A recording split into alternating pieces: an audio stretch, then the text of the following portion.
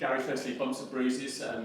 Any coming into the weekend, and I guess Matt Phillips is one people are concerned about. Yeah, Matt will be out for I think a considerable period. We'll sort of get a little bit of a better reflection on the exact time scale. I think it's a shame really because of course when he came into the club, I think Matt last season he spoke to me a little bit about it, but he came in off the back of a big injury. He hadn't really had a pre-season. He felt as though he couldn't really find his rhythm physically and also on the pitch, which I think inhibited his chances to affect the game. And then, of course, this pre-season, he's looked pretty sharp and he's had a good pre-season, good foundation. And I thought you saw that certainly in his performance against Leicester. I'm sure it was one of his best performances. I thought it looked very, very bright and typically...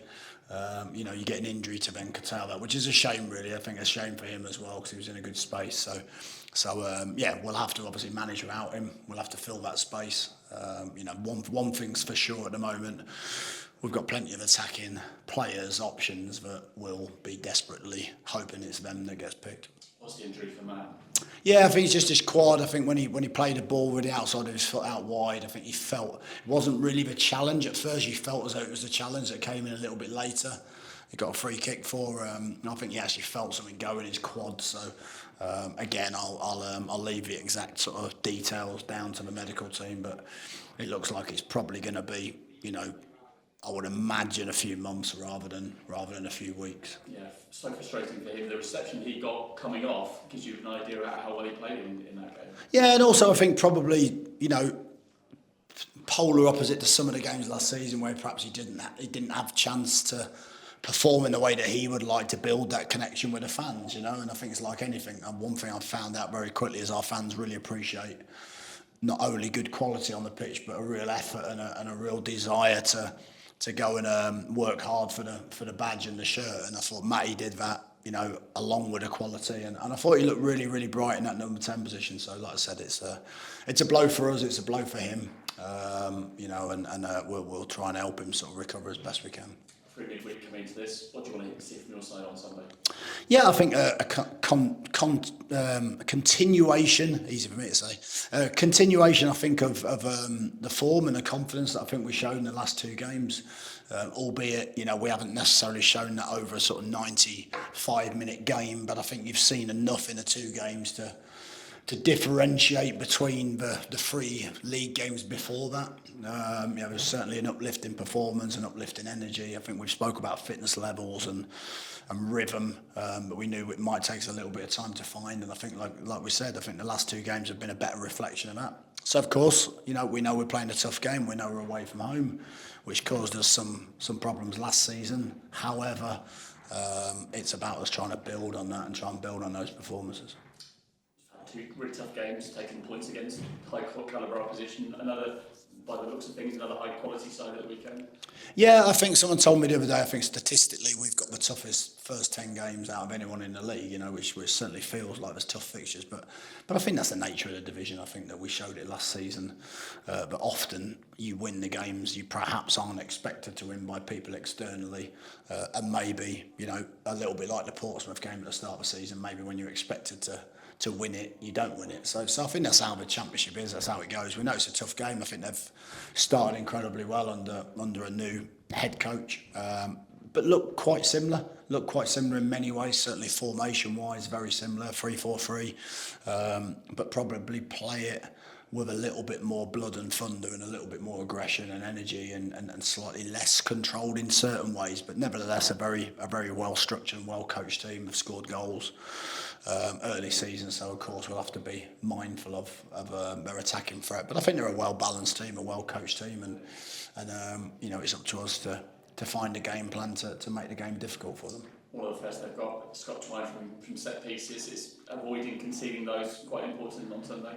I think so, but I'd like to think that with Cameron in the team, that they all also have exactly the same challenge. But of course, we know Twine's an excellent footballer, and also very, very good at those specialist moments, which can add, like we found, can add big goals in big games. So, of course, we'll have a look at that and see how we might limit the opportunities and also make it a little bit more difficult in those positions.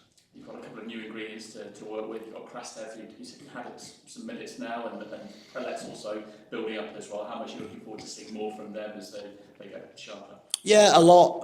Even the likes of Luke Harris as well, who's come back from injuries. Obviously, been a tough start for him in Oxford colours, just because you want to come in and affect the game, and of course to get injured very, very early on means it's quite difficult for him to find those minutes. So I think that'll be a challenge for me. We've certainly got a lot more attacking options in the building this year. Sometimes that could be a good thing. That can also be quite difficult to manage at times as well, because we want to find a consistent looking team. So having sort of 6 or 7 players chomping at the bit means it's easy to change if you want to change. But I think certainly those players, someone like Nick, when you see his performances off the bench, whilst that's incredibly important, there's always that challenge where you think, I'd really like to see him from the start. I think the same with Luke. So again, we're going to have to make some of those changes, some of those decisions. Not everybody will be able to find that rhythm straight away, but we've certainly got some good options. That's what he is, in a bit of a rhythm at the moment. Will Lancashire 2-2, having your centre forward scoring on a regular basis early on a move. That's a real positive. Yeah, fantastic. Yeah, I spoke to Will this morning about it. That his ratio at the moment is really, really good. I think after the first 2 games, you could be forgiven for him thinking, am I going to get lots and lots of chances in order to try and score? I think the last 2 games he's seen that actually, as the team improves, he'll get a lot more service. He's got to do what he does really, really well, which is, go and put himself in good positions to score goals, I think. Like I said, we've got 4 very different strikers in the building, and I think actually complement each other quite well. But ultimately, you're looking for your number 9 to score goals, and he's made a fantastic start to his Oxford United career, 3 and 5, I think. Relatively short journey for the fans. They're going to be there in big numbers. You had some of the fans and volunteers and staff members with you for the team photo as well. Obviously, quite starstruck to sort of be there with the players, and you could see how much it meant to them. We spoke to some of them as well. Is that nice to just come have that connection with the supporters like that? Yeah, I think it's a lovely touch from the club. I think it's a great idea from Ryan and the guys to maybe do something a little bit different and actually culturally be able to sort of reward people that perhaps wouldn't get that recognition normally, and also I think showcase what we are as a club. Showcase that the club's not just about the 11 players that go out onto a pitch on a Saturday. It's also about the community. It's also about the different strands of togetherness that the club has in its different teams and the different fans. It's nice to chat to a few of them, like you say, hear their stories, chat to a few that have been around the club for 30, 40, 50 years even, and obviously as a head coach, you can only sort of embrace that and try to learn and understand a little bit more. So yeah, it's a great touch. I think the players also mix pretty well. Sometimes you can get a group of players that stand in the corner that are a bit selfish with their time, but I think our lot are very good with that, and yeah, it's a nice afternoon. Good. Thank you. Fabulous.